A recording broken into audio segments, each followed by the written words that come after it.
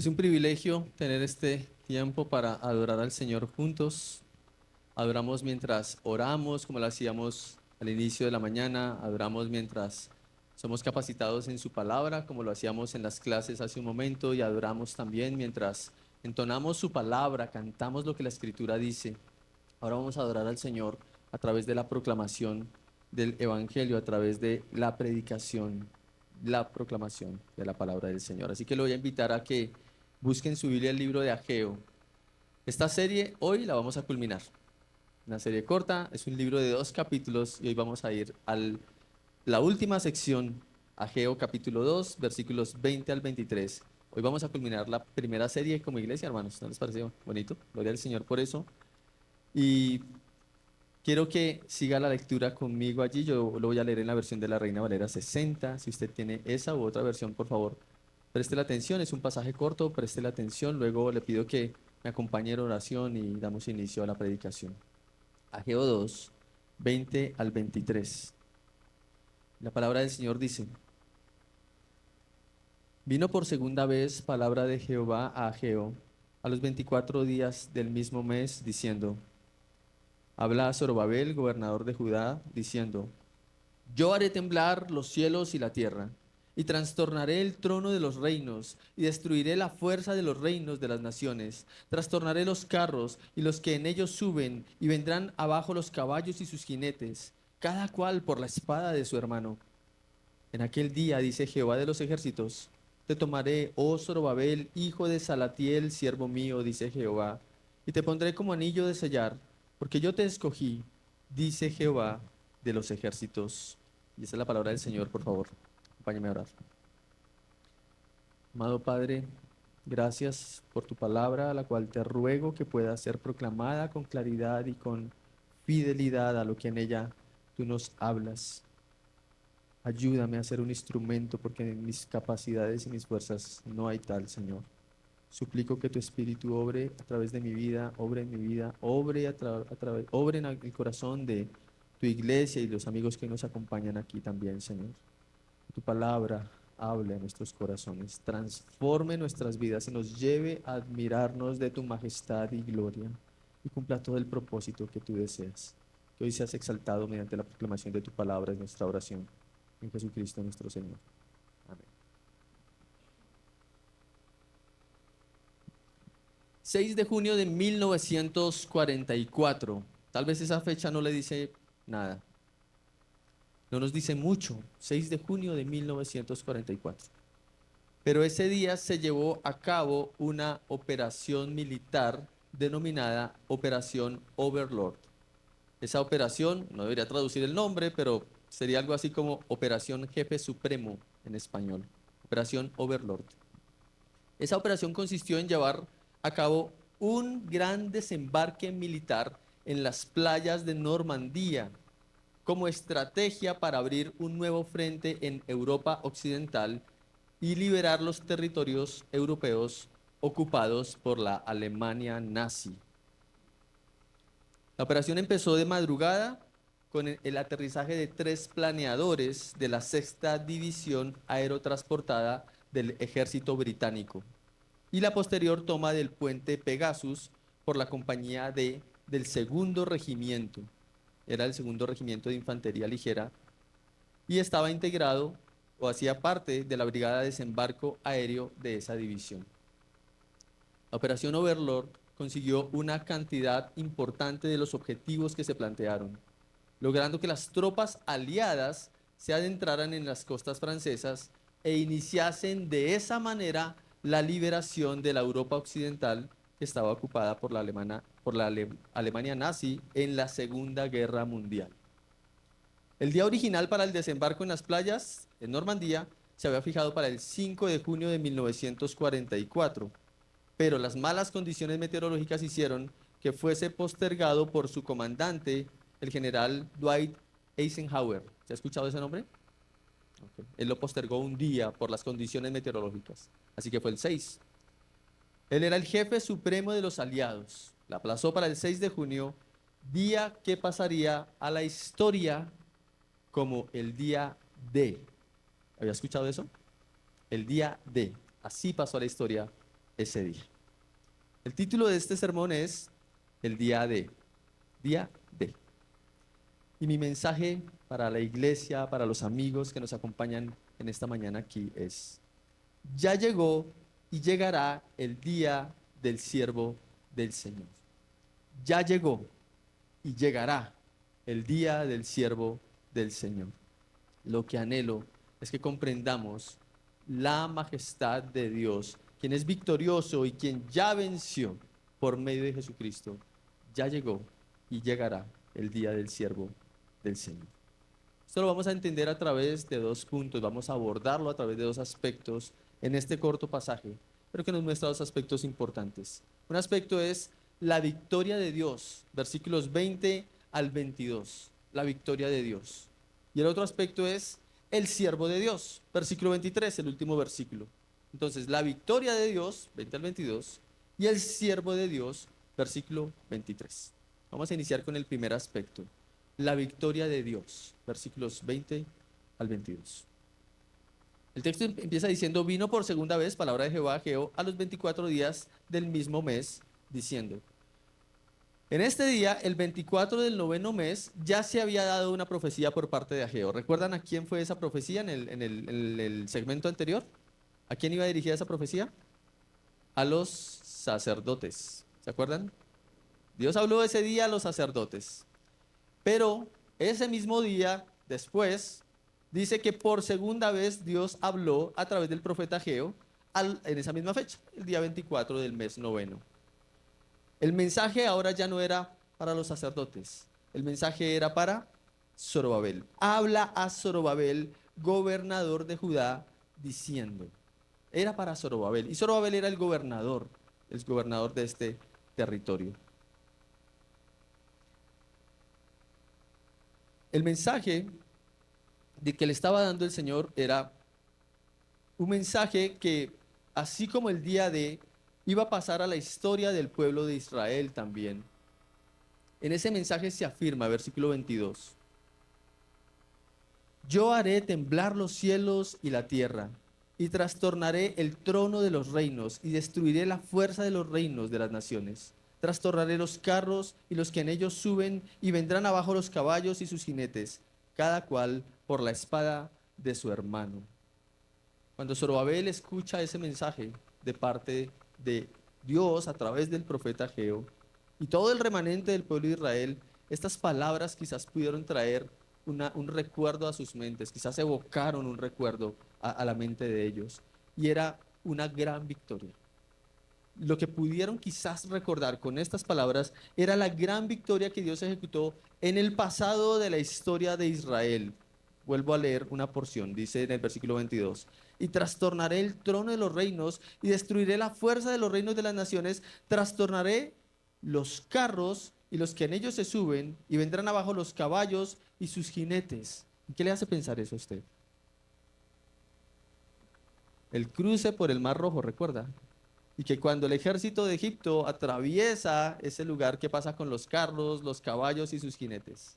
Son trastornados, son hundidos en medio de las olas de ese corredor que Dios mismo abrió para que su pueblo pasara en seco, pero luego ahí fue la victoria de Dios sobre sus enemigos. Y es que antes Dios ya les había hablado en esos términos en las profecías de Ageo, les había citado lo que Dios había hecho en favor del pueblo en los tiempos de la salida de Egipto. Así que cuando Zorobabel escucha este mensaje, trastornaré los carros y los que en ellos suben y vendrán abajo los caballos y sus jinetes, es probable que él y las personas que estaban con él evoquen ese momento de la victoria gloriosa de Dios sobre los egipcios. Cuando Dios mismo los sacó de la esclavitud en donde estaban en Egipto, ejecutando primero unas plagas y luego conduciendo a los enemigos de Dios hasta el mar, en donde Dios manifestaría una victoria contundente sobre ellos. Destruyó sus carros, destruyó sus caballos, destruyó sus jinetes. Dios destruyó todo de los enemigos de Dios. Eso lo podemos recordar en Éxodo 14, 23 al 25. Éxodo 14 da toda esa narrativa, pero en el versículo 23 al 25 dice: y siguiéndolos, los egipcios entraron tras ellos hasta la mitad del mar, toda la caballería de Faraón, sus carros y su gente de a caballo. Aconteció a la vigilia de la mañana que Jehová miró el campamento de los egipcios desde la columna de fuego y nube y trastornó el campamento de los egipcios y quitó las ruedas de sus carros y los trastornó gravemente. Entonces los egipcios dijeron: huyamos de delante de Israel, porque Jehová pelea por ellos contra los egipcios. Las palabras para Zorobabel por medio de Ageo no solo ponen intencionalmente esta escena en la mente de Zorobabel, sino que van más allá, porque ya no se refieren a una sola nación sobre la cual Dios va a ejecutar su contundente victoria, sino que la profecía de Ageo para Zorobabel extiende esta victoria a todo el cosmos, a todo el cosmos. A diferencia del día de la victoria que está siendo anunciado por Dios mediante Ageo, esta no es una victoria local sobre una nación como era Egipto, no es una victoria parcial, sino que se trata de una victoria universal. Una victoria universal. Todo el cosmos, todas las naciones con sus reinos se verán afectadas por las acciones que Dios mismo ejecutará en ese día. Ahora, ¿cuáles serán las acciones? Versículo 21. Habla Zorobabel, gobernador de Judá, diciendo: yo haré temblar los cielos y la tierra. Trastornaré el trono de los reinos, destruiré la fuerza de los reinos de las naciones. Dios hará estremecer los cielos y la tierra, los intimidará y los hará temblar. Saben, a nosotros nos puede resultar fácil pensar en que la tierra tiemble, ¿cierto? No nos gusta. A muchos nos asusta y a muchos les asusta de una forma muy, muy fuerte, ¿cierto? Pero temblar los cielos. ¿Ha visto temblar los cielos alguna vez? Bueno, Dios dice eso aquí. Dice: yo haré temblar los cielos y la tierra. Dios los intimidará, los hará temblar. Hará de tal magnitud será esto que no solamente la tierra temblará, sino los cielos temblarán. También dice que Dios los trastornará el trono de los reinos. ¿Y qué significa eso? Los hará retroceder. No habrá trono humano, no habrá gobierno ni en los cielos ni en la tierra con sus gobernantes que después de ese día quede en pie. No va a haber nada de los gobernantes que quede en pie. Y también termina diciendo que Dios destruirá la fuerza de los reinos de las naciones. Y eso implica que los quitará la fuerza de los reinos de las naciones, el poderío que tienen. Así como Hitler empezó a perder su poderío cuando llegaron en el día y ocuparon las costas de este lugar en Francia, así Dios quitará y dejará desolados. En ese día no quedarán recursos humanos que se puedan oponer a la victoria divina. Sin duda se puede afirmar que el Evangelio presenta la historia de la victoria de Dios. Cuando hablamos de la obra de Jesucristo, cuando hablamos de Jesucristo, el Hijo de Dios, haciéndose como un hombre, como usted y como yo, para vivir una vida perfecta y luego voluntariamente ir a una cruz y morir, lo que estamos viendo no es la derrota de Dios. Lo que estamos viendo es la victoria contundente de Dios. Una victoria que se narra desde otra perspectiva en Apocalipsis 19. En Apocalipsis 19, del 11 al 18 dice: entonces vi el cielo abierto, y he aquí un caballo blanco, y el que lo montaba se llamaba Fiel y Verdadero, y con justicia juzga y pelea. Sus ojos eran como llama de fuego, y había en su cabeza muchas diademas, y tenía un nombre escrito que ninguno conocía sino él mismo. Estaba vestido de una ropa teñida en sangre, y su nombre es el Verbo de Dios. ¿De quién está hablando? De Jesucristo. Y los ejércitos celestiales, vestidos de lino finísimo, blanco y limpio, le seguían en caballos blancos. De su boca sale una espada aguda para herir con ella a las naciones, y él las regirá con vara de hierro. Y él pisa el lagar del vino del furor y la ira del Dios Todopoderoso. Y en su vestidura y en su muslo tiene escrito este nombre, escúchelo bien: Rey de Reyes y Señor de Señores. Y vi a un ángel que estaba en pie en el sol y clamó a gran voz diciendo a todas las aves que vuelan en medio del cielo: venid y congregaos a la gran cena de Dios, para que comáis carne de reyes y de capitanes, y carnes de fuertes, carnes de caballos y de sus jinetes, y carnes de todos, libres y esclavos, pequeños y grandes, caballos, carros, jinetes, igual que lo que está diciéndole Dios a Zorobabel por medio del profeta Ageo.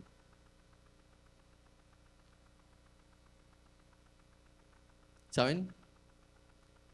El día de la victoria de unos es el día de la derrota de otros. ¿Le gusta el fútbol? ¿Le gusta que gane su equipo? Cuando su equipo gana, otro equipo pierde. El día de la victoria de unos es el día de la derrota de otros. Así es. Siempre será ese día que alguien gana y tiene una victoria, será el día de la derrota de otros. Aquí no hay neutralidad.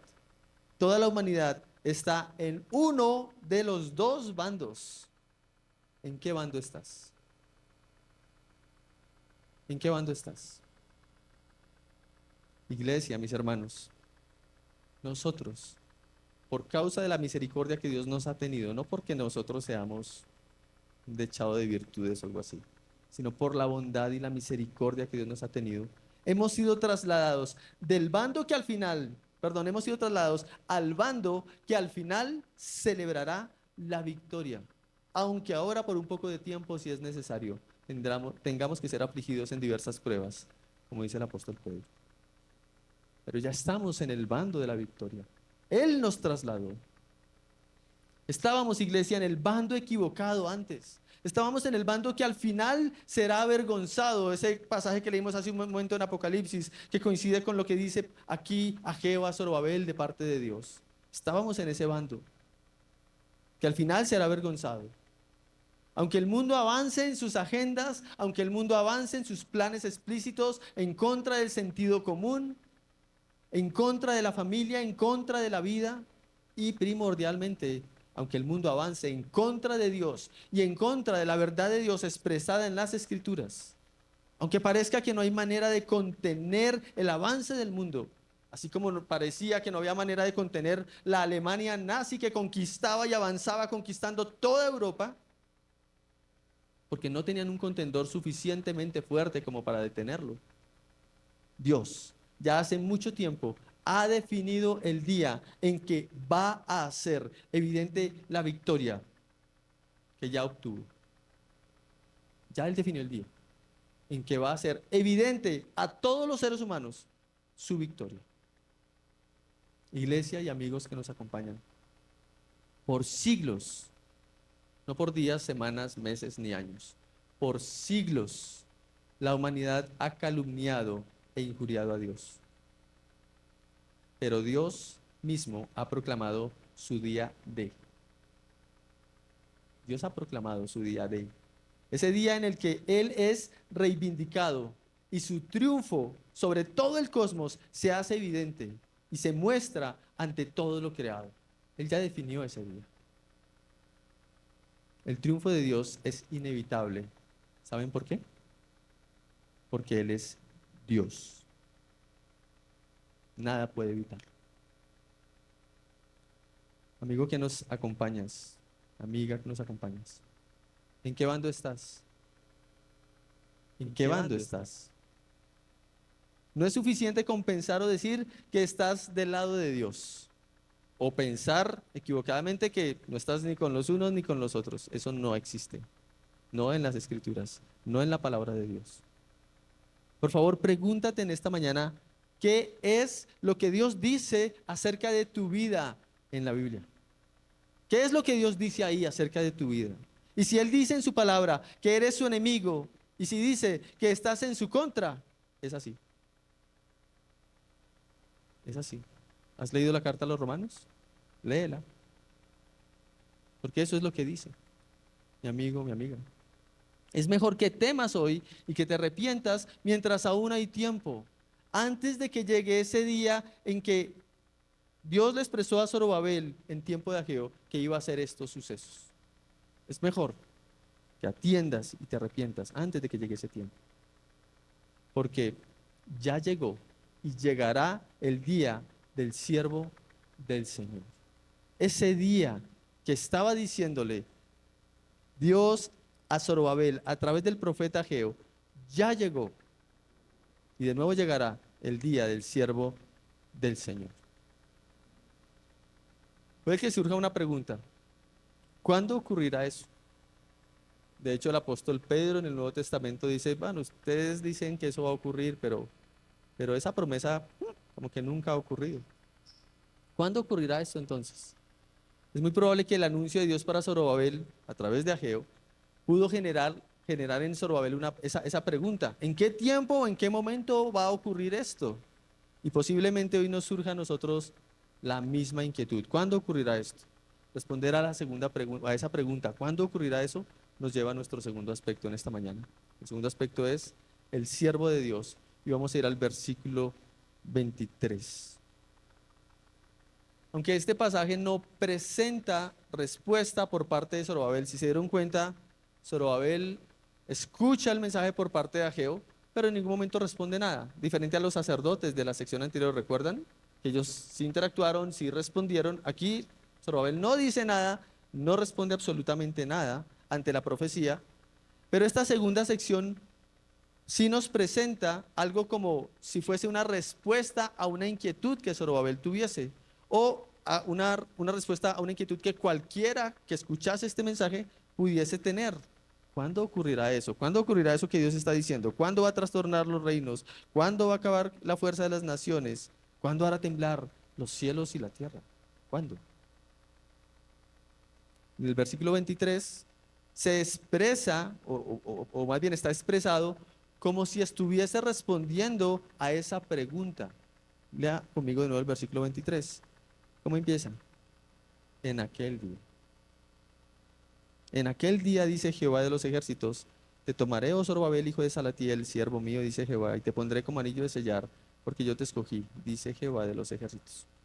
Es como si dijera: Zorobabel, sabrás cuándo sea ese día, porque en aquel día, tú vas a saber cuándo es ese día, porque en aquel día va a pasar esto, esto y esto. Dios no le está dando una fecha particular. ¿Y saben? En este libro de Ageo, eso es muy interesante, porque si recuerda la serie, ¿qué pasa con las fechas en este libro? Todo el tiempo se están diciendo muy exactas. Todo el tiempo se están diciendo exactamente las fechas. Así que no se exprese una fecha es muy interesante, porque hay fechas muy específicas. De hecho, este capítulo dice: vino por segunda vez palabra de Jehová a los 24 días del mismo mes. Esa es una fecha exacta. Pero sí le empieza a dar sucesos muy específicos, tan exactos como lo es una fecha específica en el calendario. Los sucesos que ahora le va a describir en el versículo 23 no son una fecha, pero son sucesos tan específicos y tan exactos como si fuesen una fecha en el calendario. Como si le dijera: eso va a ocurrir el día tal, de tal mes, de tal año. En ese día le dice: te tomaré, oh Zorobabel, hijo de Salatiel, siervo mío. En ese día te pondré como anillo de sellar, porque yo te escogí. Eso es lo que le está diciendo. Esos son los eventos que van a ocurrir en ese día. Zorobabel primero es llamado por Dios siervo mío. Siervo mío es como un esclavo, como un sirviente. Eso es lo que denota primordialmente. También le dice que lo pondrá como anillo de sellar. Ahora, ¿qué era el anillo de sellar? El anillo de sellar se usaba alrededor del cuello, colgado en una cuerda. Inicialmente se usaba así. Posteriormente ya se usó en los dedos de la mano, y lo que había en ese anillo era una marca distintiva que identificaba al poseedor del anillo como parte de un clan, como parte de una familia, lo identificaba. También le dice: yo te escogí. Y ese yo te escogí lo que manifiesta es la elección divina, la elección de Dios para cumplir un propósito a través de él. Esa descripción de Zorobabel, de decirle: siervo mío, te pondré como anillo de sellar y yo te escogí, está apuntando a un siervo más alto. Está apuntando a un siervo ideal, está apuntando al Mesías, quien es el único que cumple a perfección todo eso. Hay un siervo ideal, escogido y dotado por el Espíritu de Dios para convertirse en salvación hasta lo último de la tierra, como lo leíamos en Isaías al principio en la lectura que hice y que usted siguió allí. Solo una parte de ese texto dice en Isaías: ahora pues, dice Jehová, el que me formó desde el vientre, en Isaías 49, disculpen, me dice: ahora pues, dice Jehová, el que me formó desde el vientre para ser su siervo, para hacer volver a él a Jacob y para congregarle a Israel, porque estimado seré en los ojos de Jehová, y el Dios mío será mi fuerza. Dice: poco es para mí que tú seas mi siervo para levantar las tribus de Jacob y para que restaures el remanente de Israel. También te di por luz de las naciones, para que seas mi salvación hasta lo postrero de la tierra. Así ha dicho Jehová, Redentor de Israel, el santo suyo, al menospreciado de alma, al abominado de las naciones, al siervo de los tiranos. Verán reyes y se levantarán príncipes, y adorarán por Jehová, porque fiel es el santo de Israel, el cual te escogió. Y en esta porción Isaías está hablando de ese siervo por excelencia, ese siervo que vendría, ese siervo que supera a Zorobabel y ese siervo que supera a todos, el siervo perfecto de Dios, Jesucristo, el Mesías. El Mesías como siervo de Dios llevaría los pecados de todos como cordero y ofrenda por la culpa, prosperando y justificando a muchos, a los que crean en él. El anillo de sellar representaba un artículo precioso. Así veía y así se expresaba Dios de Zorobabel. Y así y aún más es Jesucristo para su Padre. Le dice: yo te escogí. Eso es un absoluto que denota certeza e intensidad. Pero si apunta al Mesías, si está hablando del Mesías, ¿por qué razón lo expresa entonces directamente acerca de Zorobabel? Si está hablando del Mesías, ¿por qué le dice a Zorobabel: yo te escogí, tú eres mi siervo? ¿Por qué le dice a este hombre?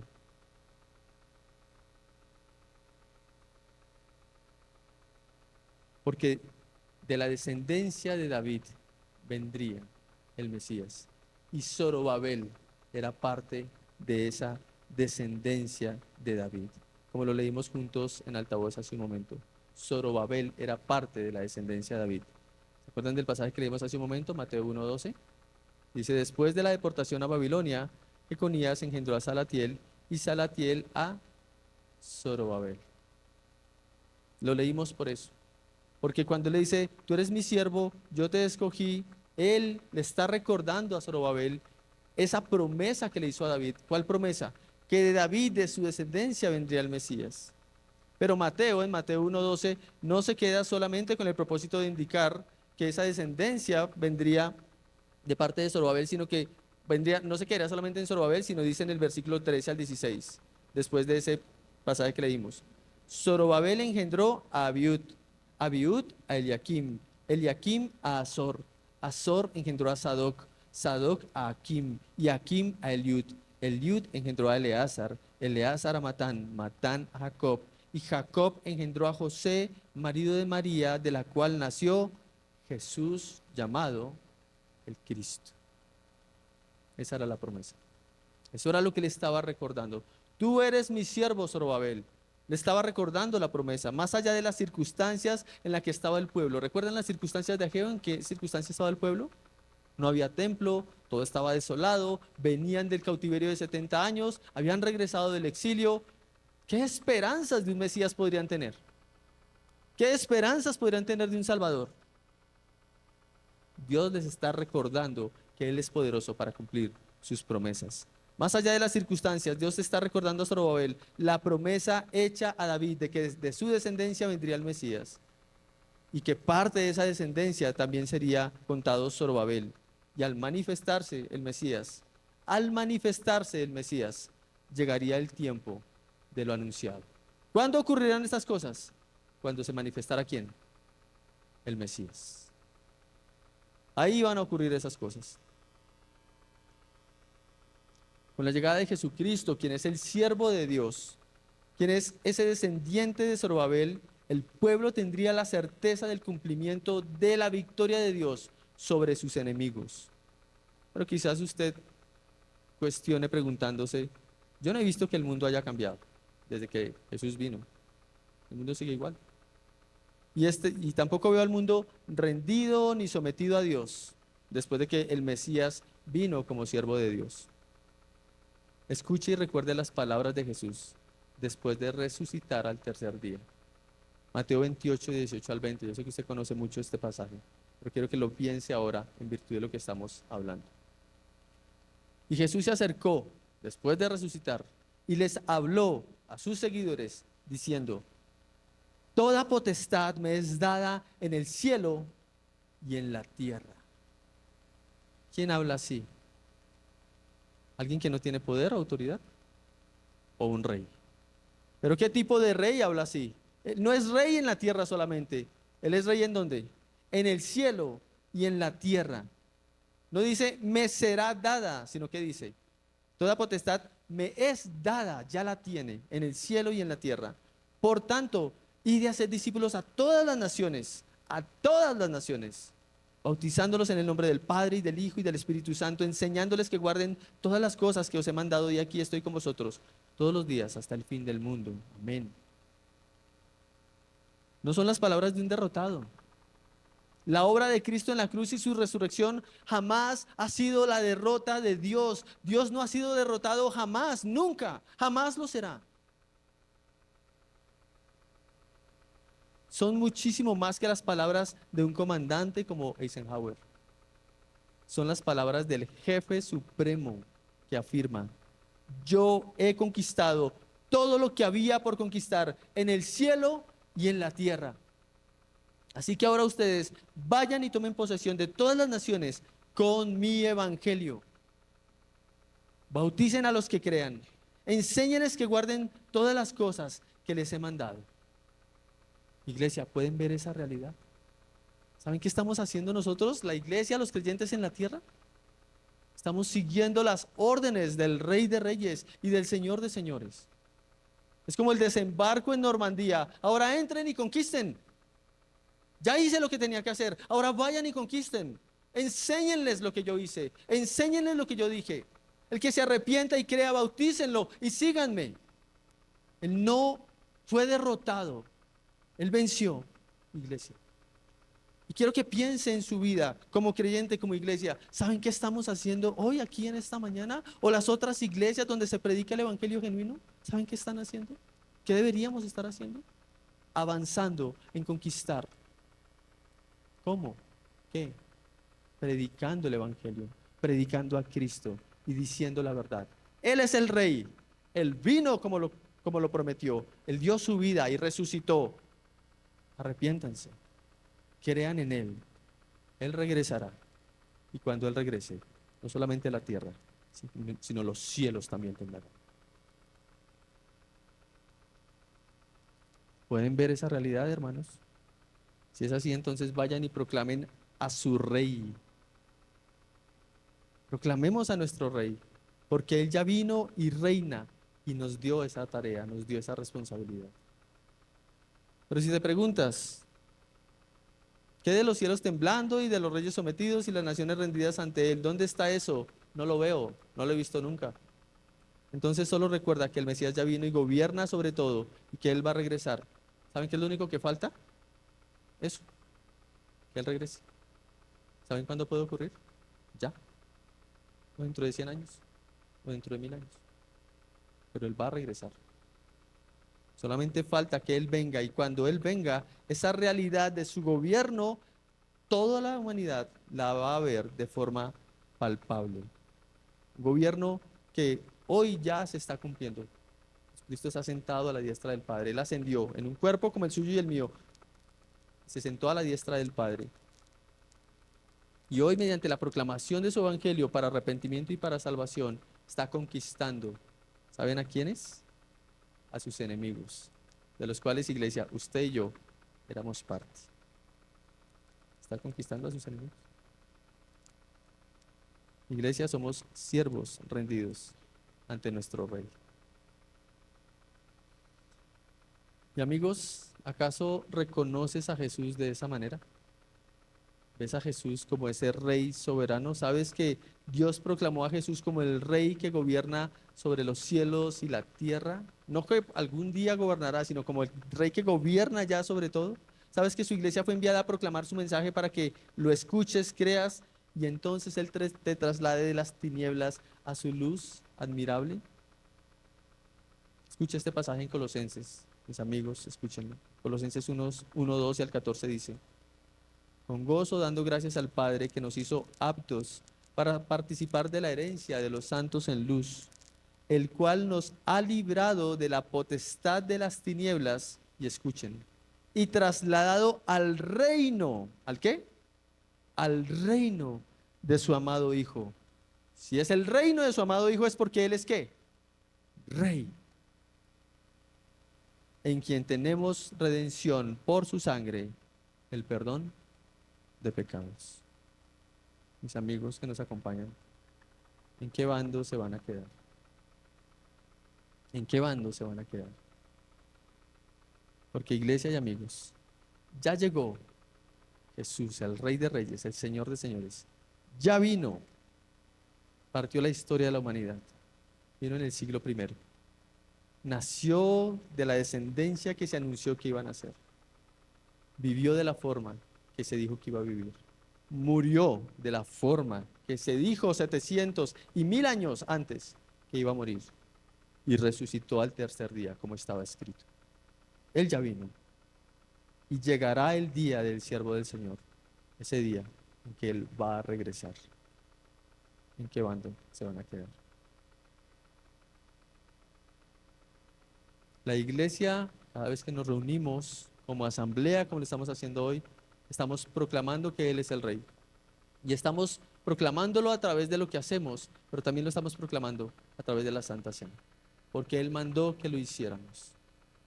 ¿Quiénes deberían celebrar la Santa Cena? ¿Quiénes deberían participar de ella? Bueno, aquellos que hemos reconocido que Él es el siervo del Señor, ese siervo que ha venido para traer salvación, para dar vida eterna. ¿Cómo sabemos quiénes son? Todos los que llegan a un auditorio como este, ¿no? Todos aquellos que han reconocido que Jesucristo es el Señor, que en la cruz y en su muerte y en su resurrección hubo victoria para perdonar pecados, para salvar, y se han visto a sí mismos en bancarrota. Yo no tengo nada, yo estoy peor que en ceros, no tengo nada a mi favor, todo está en mi contra. He ofendido a Dios con mi vida de forma permanente. Esos que se han visto de esa manera y han visto en Jesús la única esperanza, la única alternativa, esos, y han sido reconocidos por su iglesia local, esos, están llamados a celebrar juntos la cena. ¿Cómo sabemos quiénes son? A través de identificarlos en la membresía de la iglesia lo podemos saber. Así que si usted es miembro de esta iglesia, participe de esta cena y haga lo que su Señor, su Rey victorioso, ordenó. Celebre, compartamos juntos la cena. Si usted es miembro de otra iglesia local donde se predica el Evangelio y usted es reconocido como miembro allí, bienvenido. Participe también de la cena. Estos hermanos de Renacer que hoy nos acompañan. Y los que vengan de otras iglesias también participen de la cena si son reconocidos también allí en sus iglesias. Si usted no es creyente, si usted está en el bando equivocado, si se ha dado cuenta que el que vino regresará, pero usted está en el bando equivocado y a su regreso probablemente no va a estar a su favor, entonces le invito a quedarse sentado y a reflexionar por un momento. ¿En qué bando estoy? ¿Qué voy a hacer? ¿Cómo estoy viendo a Jesucristo? ¿Cómo voy a responder ante Él? Le invito a hacerlo de esa manera, a reflexionar, mientras los demás participamos de la cena. Le invito a poner en pie a los que van a participar de la cena allí, por favor.